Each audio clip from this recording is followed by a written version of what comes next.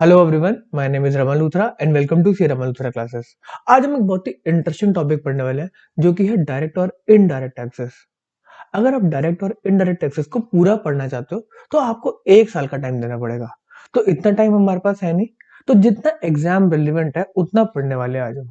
जो आपके सेबी ग्रेड के एग्जाम पैटर्न, जितने भी एग्जाम उस पर्टिकुलर पैटर्न पे है, उसमें जहां जहां से क्वेश्चन आ रखे हैं उस लेवल को हम टच करेंगे, उन उन बातों को हम टच करेंगे। अभी तक सर क्वेश्चन कौन से आए हुए हैं इस टॉपिक से, पहले आप हमें ये बताओ। पहली बात, डायरेक्ट इनडायरेक्ट टैक्स के जो टर्म्स यूज होते हैं, बेसिक टर्म यूज होते हैं, उसके ऊपर क्वेश्चन आ रखा है। और आईबीपीएस प्यार करता है सेक्शन नंबर को, तो सेक्शन नंबर पे क्वेश्चन आ रखा है। जैसे कि एक एग्जाम में आया था, आपको क्या कहते हैं, सेक्शन नंबर पूछा उन्होंने कि आपका अगर टीडीएस काटना है इमूवेबल प्रॉपर्टी को बेचने पे तो कौन से सेक्शन में कटेगा टीडीएस। इसका आंसर था 194 आईए। इसके रिस्पेक्ट में ये टीडीएस के सारे सेक्शन, चालान नंबर, इसके रिस्पेक्ट में मैं एक लेक्चर डाल चुका हूँ, आपको मेरी यूट्यूब के मतलब उस प्लेलिस्ट में मिल जाएगा। तो आपको चालान नंबर्स पता होने चाहिए। चालान नंबर क्या होता है? जब भी आप टैक्स की पेमेंट कर जाते हो गवर्नमेंट को, तो एक कोड यूज करना होता है कि इस रिस्पेक्ट की ये पेमेंट है, जो टैक्स की पेमेंट की जा रही है वो इस रिस्पेक्ट की पेमेंट है। तो उसका एक यूनिक नंबर होता है, उसको चालान नंबर बोलते हैं। चालान नंबर, टीडीएस के सेक्शन आपको मेरे क्या कहते हैं वीडियोस में मिल जाएंगे। और साथ में इनकम टैक्स रिटर्न कौन सी फाइल करनी होती है, किस किस पर्सन को, उसकी डिटेल भी मिल जाएगी। तो वो आप करके जाना, रट के जाना। आज हम बेसिक पढ़ाई करेंगे भाई, डायरेक्ट टैक्स होता क्या है, इनडायरेक्ट टैक्स होता क्या है, ये टैक्सेस हमसे लिए क्यों जा रहे हैं, गवर्नमेंट हमसे टैक्स ले क्यों रही है, किसने अथॉरिटी दे दी गवर्नमेंट को हमसे टैक्स लेने की, क्यों हमसे लगान लिया जा रहा है। चलो पढ़ते हैं हम डायरेक्ट और इनडायरेक्ट टैक्स को। नाम से पहले नाम की बात करते हैं। ये डायरेक्ट टैक्स के आगे डायरेक्ट क्यों लिखा है, टैक्स के आगे डायरेक्ट। एक टैक्स डायरेक्ट कब होता है और इनडायरेक्ट कब होता है? एक टैक्स डायरेक्ट तब होता है जब वो आपसे, आपकी इनकम में से लिया जाता है, तभी उसको डायरेक्ट नाम रखा गया। और इनडायरेक्ट टैक्स आपसे ही लिया जाता है, बट आप उस टैक्स को किसी और से रिकवर कर सकते हो। बोले तो क्या, अगर आप एग्जाम्पल ले लो जीएसटी का, आप अगर कोई सामान लेने के लिए जाते हो तो वो पूछता भाई सामान कितने का, आपने पूछा, वो बोलते ये सामान है 100 रुपीज का, तो आप कहते हो दे दो। अब जैसे ही वो बिल काटता आपको देता है, वो 100 + 18 रुपीज लिख के दे देता है। मैम बोल ये क्या मतलब है, आपने तो बोला 100 रुपीज का है, ये +18 रुपीज क्या लिख दिया आपने।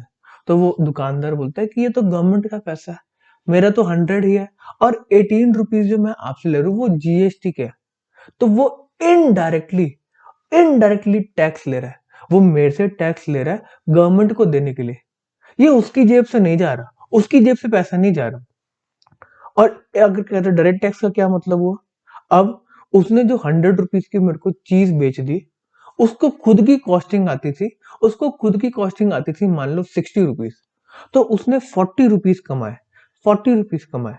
अब गवर्नमेंट कह रही है इस 40 रुपीज पे मेरे को कुछ दो, गवर्नमेंट कह रही है इस 40 जो आपने कमाया उसमें से मेरे को कुछ दो। तो ये टैक्स जो लिया जा रहा है वो उस दुकानदार से डायरेक्टली उसकी इनकम में से लिया जा रहा है, तो इसीलिए उसको डायरेक्ट टैक्स बोला जाता है। गवर्नमेंट बोलेगी आपने 40 रुपीज कमाए ना, हमें 30% इसका दे दो, हमें क्या कहते हैं पब्लिक एक्सपेंडिचर में खर्चा करना है, आप दे दो 30%। तो जो 12 रुपीज दिए गए, जो उस दुकानदार ने 12 रुपीज दिए, वो अपनी कमाई में से दिया, डायरेक्टली अपने इनकम में से दिया। बात समझ में आती है? पढ़ते हैं जी, पढ़ते हैं, इंट्रोडक्शन पढ़ते हैं।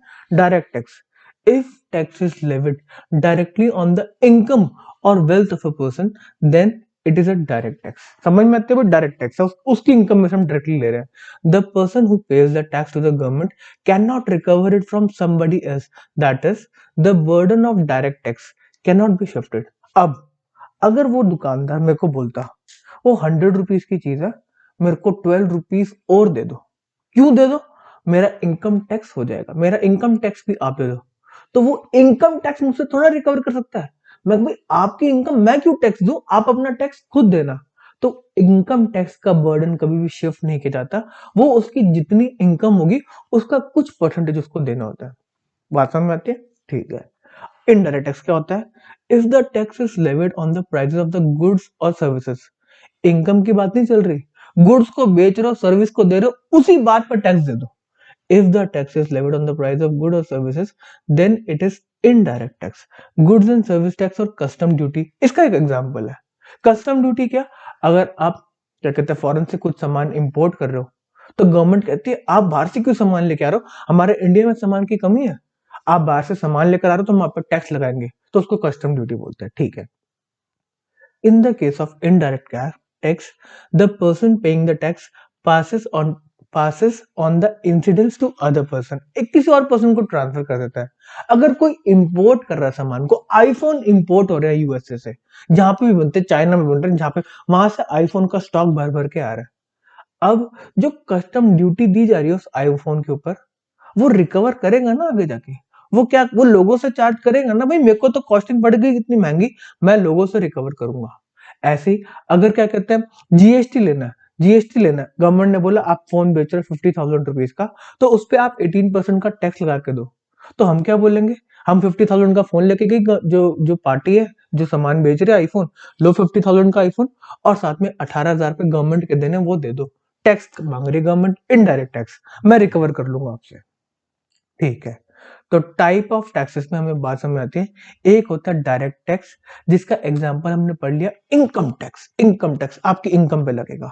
एक होता है इनडायरेक्ट टैक्स, जिसके अंदर गुड्स एंड सर्विस टैक्स होता है, कस्टम ड्यूटी होता है, हमारे लिए इतना इंपॉर्टेंट है। चलो आगे बात को पढ़ते हैं। ये चीज को हम पहले क्यों पढ़ा रहे हैं, क्योंकि इसमें से क्वेश्चन काफी बार आईबीपीएस पूछ चुका है। कहते हैं आप ग्राफिकल रिप्रेजेंटेशन बताओ किसी टैक्स का। हम इनकम टैक्स से बात को स्टार्ट करते हैं, इनकम टैक्स से बात को स्टार्ट करते हैं। आप बताओ, अगर किसी की इनकम ज्यादा है तो उसे टैक्स ज्यादा लेना चाहिए, उसे टैक्स ज्यादा लेना चाहिए। हाँ, अगर मेरी इनकम, अगर किस लेवल तक इंडिया के अंदर इनकम है, आपकी पर्सनल इनकम किसी लेवल तक है, तो गवर्नमेंट कहती है आप टैक्स मत दो, कम है आपकी इनकम। और जैसे ही ये इनकम ऊपर ऊपर जाती रहती है तो टैक्स के स्लैब बढ़ते रहते हैं ना। अब आप 10% दे दो, आपकी इनकम ज्यादा है, अब आप 20% दे दो, इनकम इनकम आपकी और ज्यादा है, अब आप 30% दे दो, आपकी इनकम और ज्यादा होगी। ऐसे स्लैब बढ़ते रहते हैं और टैक्स का परसेंटेज बढ़ता रहता है, तो इसको बोला जाता है प्रोग्रेसिव टैक्स। जैसे ही आपकी इनकम बढ़ रही है, जैसे ही आपकी इनकम बढ़ रही है, वैसे ही आपका टैक्स ज्यादा हो रहा है, इसको बोलते हैं हम प्रोग्रेसिव टैक्स। देखो यहाँ पर हमारा टैक्स वाई एक्सिस पे टैक्स पेड आ रहा है और एक्स एक्सिस पे हमारी इनकम आ रही है, हमारी इनकम बढ़ रही है और हमारा टैक्स ऐसे और ऊपर जा रहा है, और ऊपर जा रहा है, और ऊपर जा रहा है, प्रोग्रेसिव नेचर के अंदर वो ऊपर जा रहा है, ऐसे करके एकदम ऊपर जा रहा है, टैक्स पेड ज्यादा हो जा रहा है। बात समझ आती है। एक टाइप का टैक्स होता है, एक टाइप का टैक्स होता है कि हम आपसे फ्लैट रेट पर टैक्स लेंगे, जितनी आप इनकम कमा रहे हो उसका कुछ परसेंटेज आप हमें दे दो, बात खत्म। मतलब बढ़ेगा कम नहीं होगा, आपने 1 रुपया कमाया तो आप 30% टैक्स दे दो, आपने 1 लाख रुपीज कमाया तो आप 30% टैक्स दे दो, आपने 1 करोड़ रुपीज कमाया तो आप 30% दे दो, आपने 100 करोड़ कमाया तो आप 30% दे दो। तो उन्होंने बोला कि इसको हम बोलेंगे प्रोपोर्शनल टैक्स, इनकम के हिसाब से फ्लैट रेट पे टैक्स दे दो। जो आपकी कंपनीज पर टैक्स लगता है 22% लग रहा है ना आजकल, 22%, जितनी इनकम है, जितनी भी आपकी इनकम इनकम है उस पर 22% टैक्स दे दो, चाहे 1 लाख हो, चाहे 50 करोड़ हो, चाहे 1000 करोड़ हो, आपको कितना देना है, 22%। तो इस केस में जितनी आपकी इनकम बढ़ेगी उतने ही प्रपोर्शन में आपका टैक्स बढ़ेगा। आपकी 1 लाख की इनकम है तो आपका 22,000 का टैक्स, आपकी 1 करोड़ की इनकम है तो आपका 22 लाख का टैक्स, प्रपोर्शन में रहेगा, वही प्रपोर्शन बना रहेगा। तो इस केस में आपकी स्ट्रेट लाइन बन के आएगी, straight line, tax paid same proportion में बढ़ रहा है जितनी आपकी इनकम बढ़ रही है। बात हमें दोनों समझ में आती है। प्रोग्रेसिव का एग्जाम्पल हो गया, पर इंडिविजुअल पे जो इनकम टैक्स लग रहा है उसका एग्जाम्पल हो गया हमारा प्रोग्रेसिव, और प्रोपोर्शनल पे हमारा एग्जाम्पल हो गया कॉर्पोरेट के ऊपर जो हमारा टैक्स लगता है। ये भी बात समझ में आती है। एक आया रिग्रेसिव टैक्स, उसके अंदर क्या बोला गया कि आपकी इनकम के हिसाब से आपसे ज्यादा टैक्स लिया जा रहा है, जिसकी इनकम कम है उससे ज्यादा टैक्स लिया जा रहा है। हाँ, कितना गलत काम हो रहा है। ऐसा ही होता है। जो आपका जीएसटी है, जो आपका जीएसटी है वो रिग्रेसिव नेचर का है। सर बात हमारे समझ में नहीं आती, क्यों ये जीएसटी रिग्रेसिव नेचर का, हमें प्रूव करके दिखाओ। चलो, आप गए मैकडॉनल्ड्स में बर्गर खाने, वो बर्गर की कॉस्ट थी 100 रुपीज, ओए होए, और आपसे उसने टैक्स मांग लिया ₹5 ₹5 का टैक्स मांग लिया, ठीक है जी, ₹5 का टैक्स मांग लिया। आपकी इनकम मान लेते हैं, एग्जाम्पल ले लें, मान लेते हैं आपकी इनकम थी ₹1000 पर मंथ स्टाइपेंड लेते थे आप, ठीक है। आपने ₹100 का बर्गर खाया और आपने ₹5 का टैक्स दे दिया, तो आपने कितना परसेंटेज अपना टैक्स दे दिया, ये मतलब जीएसटी कितना दे दिया, ₹5 दे दिया, अपनी 1000 की इनकम में से टैक्स दिया। ₹5 का आपने टैक्स दिया 1000 की इनकम से। ऑन द अदर हैंड एक और बंदा आया जिसकी इनकम 1 करोड़ रुपीस है, उसने भी यही वाला बर्गर लिया, उसको भी ₹100 का पड़ा, उससे भी टैक्स ₹5 ही लिया गया, उससे भी टैक्स, उसके पास ज्यादा इनकम है बट उससे फिर भी सेम टैक्स लिया गया। अब अब मैं उसको उसकी इनकम से कंपेयर करता हूँ, ₹5 उसने दिया टैक्स 1 करोड़ की इनकम पे, तो परसेंटेज उसका तो बहुत ही कम बैठा ना। हमसे ₹5 का टैक्स हमारी ₹1000 की इनकम से ले लिया, और जो इतना अमीर इंसान था उससे भी ₹5 का टैक्स लिया 1 करोड़ इतनी ज्यादा इनकम में से। तो इसीलिए इसको रिग्रेसिव नेचर का बोला जाता है। जो गरीब इंसान है उसकी इनकम, कितना ज्यादा इनकम हम इनडायरेक्ट टैक्स में दे देते हैं, अगर हम उसको कंपेयर करें, किस परसेंटेज हम कंपेयर करें, इनकम से। इस केस में आप टैक्स टैक्स को कंपेयर कर रहे हो इनकम से। मेरी इनकम कम और मुझसे भी ₹5 लिए, जिसकी इनकम इतनी ज्यादा उसे भी ₹5 लिए, तो ये गरीबों के अगेंस्ट टैक्स है, गरीबों के अगेंस्ट टैक्स है, भाई रिग्रेसिव नेचर का है। तो आपको ये बात समझ आनी चाहिए कि इनकम जो हमारा टैक्स है वो परसेंटेज ऑफ इनकम ज्यादा होता है। रिग्रेसिव के नेचर के अंदर जिसकी इनकम ज्यादा है उससे कम टैक्स लिया जा रहा है, और जिसकी इनकम कम है परसेंटेज में देखो तो मेरे से ज्यादा टैक्स लिया जा रहा है, तो इसीलिए इसको रिग्रेसिव बोला जाता है। बात समझ में आती है, ज्यादा नाटक नहीं, ठीक है जी, ये बात हमें समझ आती है। अब थोड़ी सी हम 5-10 मिनट हिस्ट्री की चर्चा करेंगे कि ये टैक्स क्यों ले जाता है, क्या चक्कर है टैक्स का। गवर्नमेंट कहते हैं हमें टैक्स चाहिए, आप पूछ रहे हो गवर्नमेंट तुम टैक्स कैसे मांग सकते हो, तो गवर्नमेंट कहेगी कॉन्स्टिट्यूशन, जो हमारा इंडिया का कॉन्स्टिट्यूशन है उसने पावर दी गवर्नमेंट को, देश को चलाना है तो पैसा चाहिए होगा ना। तो कॉन्स्टिट्यूशन के अंदर, ये कॉन्स्टिट्यूशन हम क्यों पढ़ रहे हैं इसके बारे में बताऊंगा आपको। कॉन्स्टिट्यूशन में 265 आर्टिकल ने बोल दिया कि आप टैक्स ले सकते हो, टैक्स ले सकते हो, ठीक है। गवर्नमेंट को क्या कहते हैं, अथॉरिटी दे दी, आप टैक्स ले लो। अब यहां पर होगी बात डिवीजन की। सेंट्रल गवर्नमेंट और स्टेट गवर्नमेंट ने बांट लिया एक दूसरे को, मतलब बांट के लिया कि इस चीज पे तू टैक्स ले, इस चीज बंटवारा, इस चीज पे तू टैक्स ले। सेंटर कह रही है कि इन इन चीजों पे मैं टैक्स लूंगी, और स्टेट को कहा इन इन चीजों पे आप टैक्स ले लेना। ऐसे ही आर्टिकल 246 के अंदर बंटवारा कर दिया गया कि यूनियन लिस्ट बना दी गई कि इस एरिया के रिस्पेक्ट में आपके ऊपर क्या कहते हैं, आपको अथॉरिटी है, आप रूल्स बनाओ, टैक्सेस लो, कोई काम करो। यूनियन लिस्ट बना दी गई, एक लिस्ट बना दी गई स्टेट लिस्ट, कि स्टेट वालों को बोला आपके पास अथॉरिटी है, इन चीजों में आप रूल्स बना लो, टैक्स ले लो, क्या बात है। और एक लिस्ट आएगी कॉन्करेंट लिस्ट, जिसमें दोनों को कहा आप दोनों रूल बना सकते हो। एग्जाम्पल दें, जैसे क्या कहते हैं यूनियन लिस्ट के अंदर, पहले के एग्जाम्पल लेते हैं, पहले का एग्जाम्पल लेते हैं। यूनियन लिस्ट के अंदर जैसे इनकम टैक्स को बोला कि वो यूनियन लेवल पे लिया जाएगा, पूरे इंडिया का एक ही लेवल पे लिया जाएगा। और स्टेट लिस्ट में पहले बोला गया कि आपके स्टेट में जो सामान खरीदा बेचा जा रहा है उसके रिस्पेक्ट में आप रूल्स बना लो, वैट बना लो, आप बना लो। और कॉन्करेंट लिस्ट में अगर एग्जांपल है तो एजुकेशन के रिस्पेक्ट में ले लेते हैं, एक आपका सेंट्रल बोर्ड भी होता है और स्टेट अपने बोर्ड भी बना लेती है ना, तो वो कॉन्करेंट लिस्ट में आता है, दोनों रूल्स बना सकते हैं, ठीक है जी। अब इसमें बात है, चलो हम लिस्ट को भी पढ़ते हैं। यूनियन लिस्ट में बोला गया कि भाई टैक्सेस ऑन इनकम यूनियन के पास, सेंटर के पास राइट है। स्टेट को बोला गया कि आप एक्साइज ले लो, अल्कोहल, अल्कोहलिक लिकर, क्योंकि इसमें ज्यादा इनकम होती है, लोग ज्यादा इसको मतलब परचेज करते हैं, अल्कोहल, ओपियम। उसमें बोला स्टेट ये आपका हुआ, स्टेट मांग रही थी उस समय कि भाई ओपियम से ही सारा का सारा क्या कहते हैं रेवेन्यू होता है, अल्कोहल से सारा का सारा रेवेन्यू होता है, ये स्टेट को दे दिया जाए। तो उन्होंने बोला आप एक्साइज ड्यूटी रख लो, किसके ऊपर, अल्कोहल के ऊपर। अभी भी चलती है ये, चलो जी। और क्या कहते हैं, कस्टम के ऊपर सेंटर, सेंटर बोल रहे पोर्ट में जो भी सामान आएगा बाहर से उसके ऊपर tax union government, central government बनाएगी, ठीक है जी, हमें समझ आता है। बात यहाँ पर हुई थोड़ी सी अलग। बात कब अलग हुई गई कि जब गुड्स बेचे जा रहे थे तो उस पे वैट चार्ज होता था पहले, जो स्टेट गवर्नमेंट्स को मिलता था। बट जीएसटी आने वाला था और जीएसटी को बोला गया वन नेशन वन टैक्स, अलग अलग रेट रहने तो एक रेट हम पूरे इंडिया पे चलाएंगे। अगर पूरे इंडिया पे कोई टैक्स चलाना है तो वो कोई स्टेट तो नहीं चला सकती, सेंटर ही चलाएगी। बट स्टेट गवर्नमेंट कह रही है ये हमारा पैसा है, हम रूल बनाएंगे इसके अंदर, आप कैसे हमसे छीन सकते हो। तो इसमें बड़ी माथापच्ची होती है। इसके अंदर जब किसी कॉन्स्टिट्यूशन इस लिस्ट के अंदर अगर स्टेट गवर्नमेंट को बोला है कि आपके पास राइट है टैक्स लगाने का, अगर उनसे ये राइट को छीनना है तो सेंट्रल गवर्नमेंट ने कितनी मतलब डिफिकल्टीज झेली होंगी ना। सुनो, तो उन्होंने क्या बोला, हम ये कॉन्स्टिट्यूशन को अमेंड करने वाले हैं। पैसा आपको मिलेगा, हम पैसा देंगे, बट टैक्स सेंट्रल गवर्नमेंट लगाएगी। इस केस के अंदर अब जो आपकी स्टेट लिस्ट थी वहां से सेल ऑफ गुड्स को हटाया गया कि आप रहने दो, सेंट्रल गवर्नमेंट लगाएगी, आपको पैसा मिलेगा। उनको कंफर्ट पूरा दिया गया, स्टेट गवर्नमेंट को पूरा कंफर्ट दिया गया।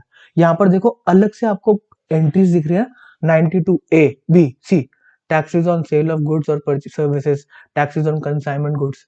इसके रिस्पेक्ट में बोला अब सेंटर टैक्स लगाएगी, सेंटर टैक्स लगाएगी। और अब कंफर्ट दिया गया स्टेट वालों को कि हम टैक्स तो लगा रहे हैं बट हम आपको सारे के सारे जितने पैसे बनते हैं आपको देंगे, टेंशन लेने की जरूरत नहीं, जितना पैसा आपको बनता है हम आपको देंगे स्टेट वालों को। अब जब भी कॉन्स्टिट्यूशन अमेंड होता है और उसमें स्टेट की कुछ पावर्स को लिया जाता है तो आपको स्टेट से अप्रूवल लेनी पड़ेगी, आपको स्पेशल मेजोरिटी से पार्लियामेंट के अंदर बिल पास कराना पड़ेगा, और हर हाफ स्टेट्स, जितनी स्टेट्स हैं उनकी मेजोरिटी स्टेट से आपको जाके अप्रूवल लेना पड़ेगा कि हम ये चेंज करने वाले, आप अप्रूव कर दो। तो इतनी स्टेट्स अगर राजी होंगी, ओके करेगी, तब जाके कॉन्स्टिट्यूशन अमेंड हुआ था, जीएसटी तब आया गया था। बात हमें समझ में आती है। तो एक नया आर्टिकल 246 के अंदर ये लिस्ट दी हुई थी, यूनियन, स्टेट और आपकी क्या कहते हैं कॉन्करेंट लिस्ट। अब 246 ए लाया गया, इसमें बोला गया स्टेट टेंशन मत लो, government central government tax start करिए, बट हम आपको भी क्या कहते हैं करने देंगे काम, आपको भी हम रोकेंगे नहीं, अगर आपको टैक्स लगाना है आप भी लगा सकते हो। 246 ए के अंदर उन्होंने बोला notwithstanding anything contain in 246, जो आपकी लिस्ट वाली बात है उसको साइड रखो, 254 को भी साइड रखो। सर 254 आपने पढ़ा नहीं, पढ़ा तो अभी, पार्लियामेंट सब्जेक्ट टू क्लॉज इतना, the legislature of every state, state को पावर दे रहे हैं, have power to make laws with respect to goods and services tax imposed by the union और बाय सच स्टेट। स्टेट को बोला हम आपको अलग आर्टिकल लगा के आपको भी पावर दे रहे हैं, आप लगा दो। स्टेट चाहे तो खुद का जीएसटी भी लगा सकते हैं, वहां पर पावर दे दी गई है स्टेट को। स्टेट के 246 में स्टेट को पावर दे दी कि आप अपना टैक्स लगा सकते हो। वैसे कोई स्टेट लगाती नहीं है ज्यादा, क्योंकि सेंट्रल लेवल पे जो भी चल रहा है उसी से उनका क्या कहते हैं सारा का सारा रेवेन्यूज उनको मिल जाते हैं। बट क्योंकि सबसे पास करवाना था स्टेट से, क्या कहते हैं वो लेनी थी अप्रूवल देने थे, तो 246 से आर्टिकल लाके उनको बोला गया स्टेट वालों को आपके साथ कुछ गलत नहीं होगा, ये देखो हमने आर्टिकल लिख दिया, कॉन्स्टिट्यूशन हम ये भी लेकर आ गए, ठीक है जी। तो इसके अंदर अब जो स्टेट लिस्ट के अंदर एक एंट्री डाली उसके अंदर लिखा है कि आप sale of purchase of goods पे टैक्स लगा सकती है स्टेट गवर्नमेंट भी, सब्जेक्ट टू प्रोविजन। इस 92 ए का ध्यान रखते हो, प्रोविजंस को मेंटेन करते हो, आप भी लगा सकते हो। इनको लिस्ट में भी एंट्री दे दी गई और एक कॉन्स्टिट्यूशन के आर्टिकल लाके, स्पेसिफिक आर्टिकल लाके इनको पावर दे दी गई कि आप टेंशन मत लो, आपकी पावर कहीं नहीं जा रही। अब इसके अंदर एक आर्टिकल का रेफरेंस आया 254। 254 के अंदर क्या बोलता है, कभी अगर झगड़ा हो गया, झगड़ा हो गया मतलब अगर स्टेट के कोई लॉज में अलग है थोड़े से सेंटर के लॉ से, चाहे सेंटर का लॉ बाद में आया हो चाहे सेंटर का लॉ पहले आया हो, अगर कुछ गलत इन दोनों में कुछ डिफरेंसेस आ रहे हैं तो सेंटर का लॉ प्रिवेल कर जाएगा, सेंटर का लॉ प्रिवेल कर जाएगा। ये लिखा हुआ है 254 के अंदर। और जब 246 लाया गया तो स्टेट क्या बोल रही है, 254 में लिखा हुआ है कि अगर आप कोई लॉ लेकर आओगे तो वही प्रिवेल करेगा। तो 246 ए आर्टिकल जब उनको पावर दी जा रही थी, उन्होंने बोला इसमें 254 भी नहीं लगाएंगे, मतलब सेंटर अगर कोई लॉ लेके आते तो वो प्रिवेल नहीं करेगा इसके अंदर, मना कर दिया गया, भाई हटा दो, हटा 254 को हटा दो, not with standing anything contain in, article 254 भी नहीं माना जाएगा। ठीक है, थोड़ा सा आपको पता होना चाहिए, इसलिए मैंने आपको थोड़ी सी हिस्ट्री बताई। यहां पर हिस्ट्री खत्म। ठीक है, अब बात करो इनकम टैक्स की। अब हमारे मुद्दे की बात आ रही है पेपर के रिस्पेक्ट में। आपको आर्टिकल में से भी क्वेश्चन आ सकते हैं, क्योंकि जीएसटी एक बहुत ही बड़ा मूवमेंट था, तो इसलिए आपको ये वाले आर्टिकल्स का नंबर याद होना जरूरी है। जितना हमने पढ़ा उतना आपको याद होना जरूरी है। ठीक है, अब इनकम टैक्स की बात करते हैं। इनकम टैक्स के अंदर मोस्ट इंपॉर्टेंट बात, भाई आपको क्या कहते हैं, किस इसकी डेट, एक तो होल ऑफ इंडिया पे लगता है। कभी कभी इजी क्वेश्चन आ जाता है कि इनकम टैक्स कहाँ कहाँ पे लगता है, तो जम्मू कश्मीर का स्पेशली नाम अलग कर देते थे ना, तो ऐसा नहीं है, होल ऑफ इंडिया पे लगता है। ऐसा एक क्वेश्चन एक एग्जाम में आ रखा है, तो होल ऑफ इंडिया पे इनकम टैक्स लगता है। किस डेट पे आया था, 1 अप्रैल 1962। अब और एक सेकंड इंपॉर्टेंट बात, जो भी आपका चार्जिंग सेक्शन होता है किसी भी टैक्स का, उसको इंपॉर्टेंट माना जाता है। इसमें इनकम टैक्स का चार्जिंग सेक्शन है सेक्शन 4, रट्टा। रट्टा सेक्शन नंबर 4, रट्टा मारना है कि सेक्शन नंबर 4 से लेवी ऑफ इनकम टैक्स लगता है। Under income tax 1961 for competition of total income, all income of tax payer. अब इनकम टैक्स के अंदर कह रहा है कि आपकी इनकम को हम डिवाइड कर रहे हैं अलग अलग हेड्स के अंदर। ओवरव्यू है, ओवरव्यू है। या तो आप इनकम कैसे कमाओगे, सैलरी। सबसे पहले सैलरी आप कमाने जाओगे ना, जब आपको जॉब मिलेगी सैलरी। या तो आपके पास कोई हाउस प्रॉपर्टी, उस पर रेंटल इनकम आप कमा रहे हो। या तो आप बिजनेस कर रहे हो, पीजीबीपी कर रहे हो, PG profits and gain from business और प्रोफेशन, पीजीबीपी मतलब profit and gain from business and profession. या फिर कोई कैपिटल गेन, आप शेयर्स खरीद के बेच रहे हो, कोई प्रॉपर्टी खरीद के बेच रहे हो, उससे आपको इनकम हो रही है।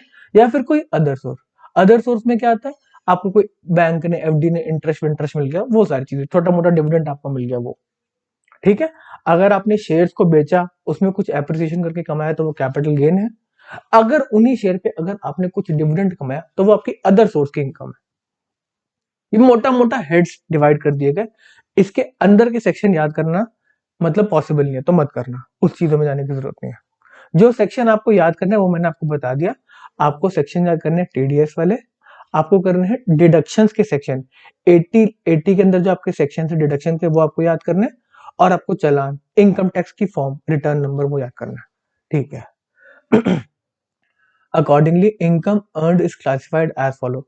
एक तो सैलरी में डिवाइड कर दो, रेंटल इनकम में डिवाइड कर दो, क्या कहते हैं बिजनेस की इनकम में डिवाइड कर दो, कैपिटल असेट को बेच के अगर आपको कोई इनकम हो रही है उसको कैपिटल गेन लगा दो, या फिर कोई आपकी अदर सोर्स की इनकम है। ठीक है जी। इसके बाद आपकी सारी की सारी इनकम आ गई। गवर्नमेंट बोलती है इस इनकम में से आप कुछ डिडक्शन ले लो। गवर्नमेंट बेनिफिट दे रही है। गवर्नमेंट क्या कह रही है, आपने क्या कहते हैं हेल्थ इंश्योरेंस ले रखा है, आप थोड़ा सा और डिडक्शन ले लो, 80D के अंदर आप डिडक्शन ले लो, क्योंकि आप अपना और अपनी फैमिली का ध्यान रख रहे हो। आपने कुछ इन्वेस्टमेंट कर रखी है, हमने जो बताई है, आप उसका डिडक्शन ले लो इनकम में से। ये डिडक्शन क्यों लिया जा रहा है, गवर्नमेंट कह रही है हम आपकी इनकम पर टैक्स लगाने वाले हैं, बट उस इनकम पे हम टैक्स नहीं लगाएंगे अगर आप कुछ कुछ जगह पैसा डाल देते हो। अगर आप मेडिकल इंश्योरेंस ले लो, तो मतलब आप गवर्नमेंट का थोड़ा काम कम कर रहे हो ना। अगर आपके पास मेडिकल इंश्योरेंस होगी, कोई दिक्कत आती है, तो आप वो इंश्योरेंस अवेल करके अपनी हेल्थ केयर सर्विसेज ले सकते हो।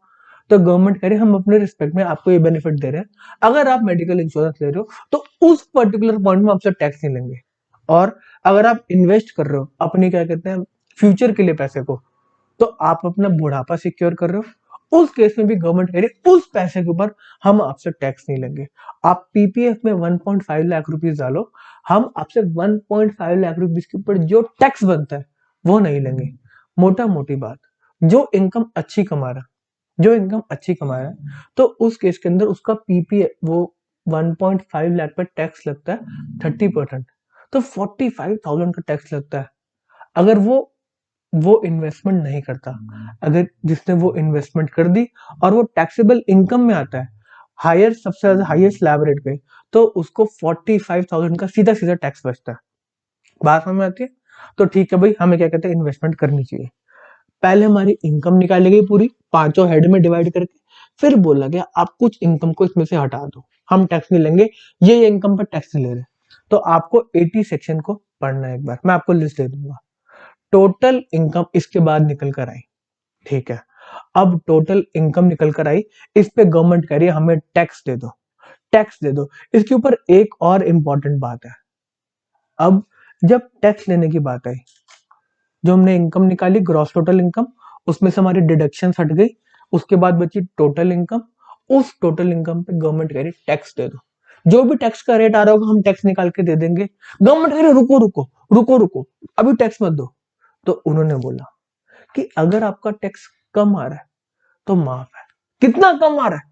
तो उन्होंने बोला अगर आपका टैक्स, आपकी इनकम 5 लाख तक है, total income after deduction 5 lakh तक है, टैक्स माफ। टैक्स माफ कैसे किया गया? एक रिबेट के सेक्शन के थ्रू।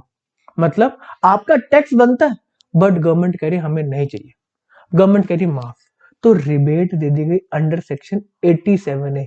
रट्टा 87A, 87A में रिबेट दी गई। इसको पढ़ रहे हम कैसे दी गई? In order to provide tax relief. अगर इनको टैक्स, अगर एक और तरीका था ना रिलीफ देने का, क्या करते? वो स्लैब रेट बढ़ा देते, जितना भी आपका टैक्सेबल इनकम है उसका स्लैब रेट, पर उन्होंने वो नहीं किया।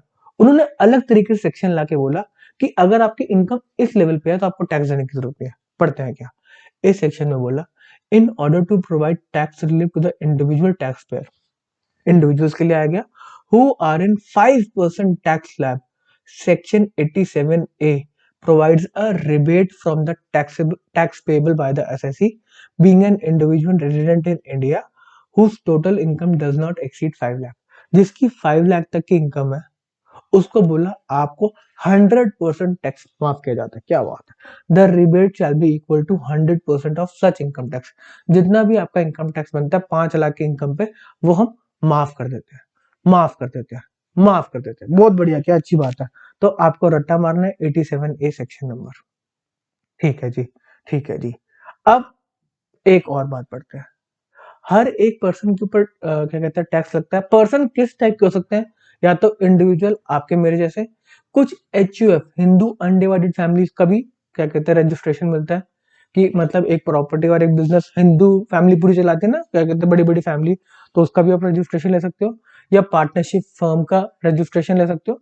तो इसमें एक और इम्पोर्टेंट बात, जो भी आपको पैन मिलता है ना, पैन, अपना पैन देखना आप, उसमें जो फोर्थ फोर्थ लेटर होगा पैन का, वो बताता है कि वो क्या है। वो एक पार्टनरशिप फर्म है, वो इंडिविजुअल है, कुछ भी है, वो वही बताता है। तो आपके केस के अंदर आपके पैन में जो फोर्थ लेटर आ रहा होगा वो P आ रहा होगा, ठीक है। ऐसे ही फर्म के केस में जो फोर्थ लेटर आता है वो F आता है, कंपनी के केस में जो फोर्थ लेटर आता है वो C आता है। ठीक है जी। तो ठीक है, इसमें भी क्वेश्चन आ सकता है। हो गया जी। कौन कौन सी क्या कहते हैं हो सकते हैं person? Individual, HUF, firm, company, sorry, local authority, artificial judicial person, या फिर AOP BOI।